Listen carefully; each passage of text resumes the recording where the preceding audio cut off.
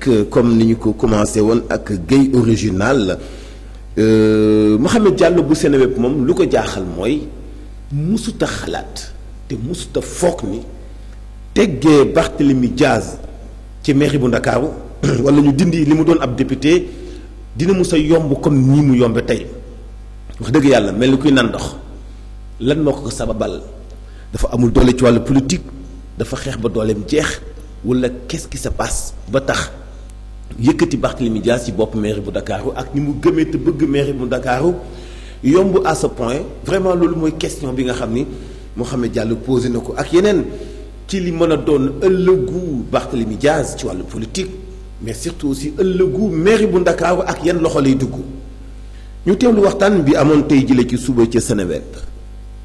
na bu xasee waaj. ku nekk daf si tirer ay conséquences. baat bu si jotee day épuiser toutes les voies de recours. li ko yoon may mu jël. donc il est normal que mu mën a dem cour suprême pour clamer waat lii nga xam te moom la cour d'appel def le préfet day tirer aussi toutes les conséquences de la décision de la cour d'appel te jàpp naa ne bés bu si jotee moom après dinañ xool nan la ñuy dajalewaatee le conseil municipal par rapport aux dispositions du code général des collectivités territoriales. pour mën a voter maire bu bees. loolu moom fa leen jëm.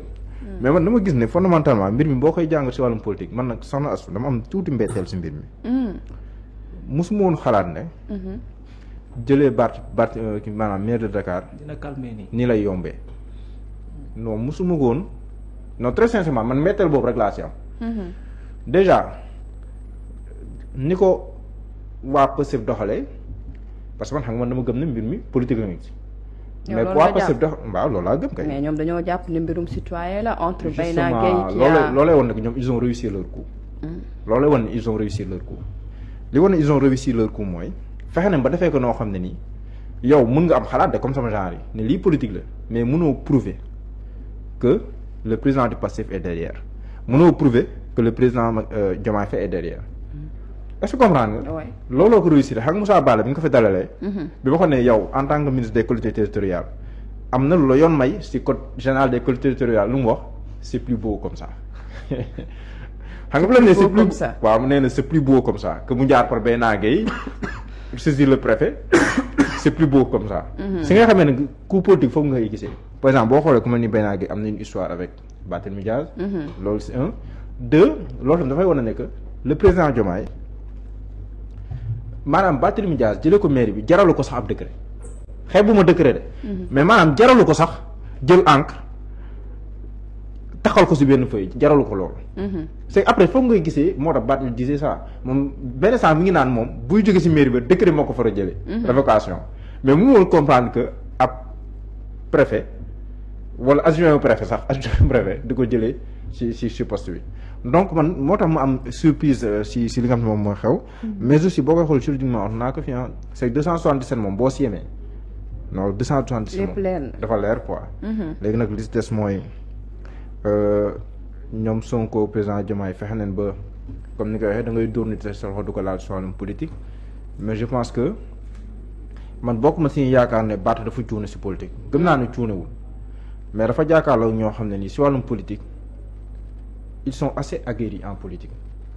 waaw c'est que loolu la quoi c'est que Barth jàmbaar la si politique mais dafa jaakaarloo ñoo xam ne ni si wàllum politique waaw maanaam dañuy toog di xalaat si wàllum stratégie lu yàgg xam nga ku xeexam Macky Sall pendant 10 ans yoroo nguur yoroo dara Macky Sall yor appareil d'état. ngay xeexam moom si wàllum politique ba àggam moom fi nga àggam moom xam nga après pour keneen jaakaarloo ak yow dafay jafe daal. surtout élection législative yi jàppoon naa ne Barth war si woon dem parce que indilu ko dara au contraire dafa gën a sax précipité.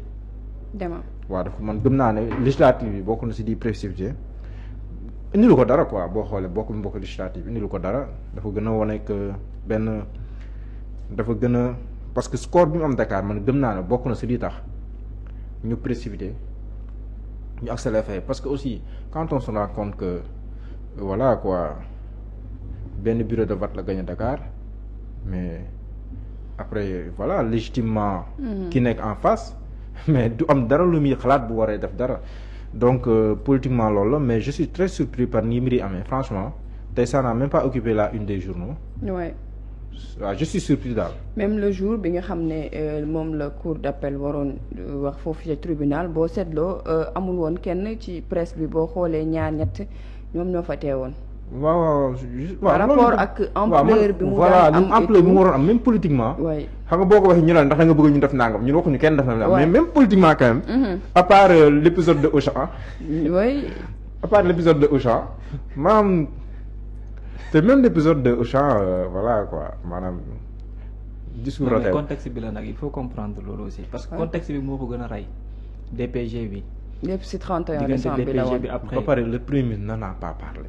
waaw beneen maanaam ils ont tout fait pour banaliser l'affaire. xam nga bu Sonko waxoon après ñun mën nañ toog fi mën naa commencé naan Sonko waroon na see wax waru see wax li si bu ko mais il n'en a pas parlé. maanaam ils ont tout fait daal. Cheikh Bara nee na. banaliser Bart tëj na bay naa tegg na Bart. moom noonu la en tout cas daal même tribunal amul woon lenn lu nga xam ne amoon na fa boo seetloo que tekkaaral y avait personne. pratiquement aussi songaale ñaari combat pour man njëriñ li bëriwut man lu yàgg naa ko wax pour man Barth daal bi ñu ko jëlee si assemblée nationale pour man dafa waroon jël toute son énergie. te ko si mairie bi gàttandu bi mu bëggoon def affaire lu xas a àgg mënatoo ko gàttandu mais nekk sur 2 tableaux di xeex ñaari xeex après. voilà perte na ñaari combat yëpp. mais léegi nag moom bu mu yem fee xam nga la wax def fu mu toll nii. noo koy conseillé fexe ba ki koy wut na nekk nitam. loolu mooy combat bi. waaw parce que lu nekk da ngay anticiper parce que su joué sur l'anticipation. xam nga gars yi ñoom dañoo anticiper maanaam bi législative yi jeexee. prime da nga gis ne que dañoo tegg ndombal tànkam si assemblée nationale quelques jours après nga gis. Sané dem remue-ménage ubbi buntu 277 après voilà kàddu yu jug bay naa dégg article 277 nee na moo met Moussa Sarr moo ko yoon won ko kii bi kon affaire dafa gaaw kon il faut ngay anticiper. bay naa jël dossier waaw faut ngay anticiper pour man c'est ça le prochain combat. est-ce que ça suffit en fait aussi parce que ak loo mën a wax aussi. la mairie de Dakar il faut que nga am benn ténacité politique bi pour mën a def le contrôle au sein de certaines personnes. loolu aussi il faut si tu n'es plus maire mënatoo am benn mais maanaam daal. mais loolu mën na nekk une victoire symbolique quoi.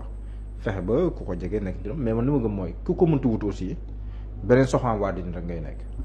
waaw wax ji la foofu même bu amee ku ko jege. gëm naa mais ñoom majoritaire ak Benno te Benno rek am na fa 33 je pense donc bu ñu boole seen doole Benno ñoom maire bi ñu bëgg moom moo fay nekk.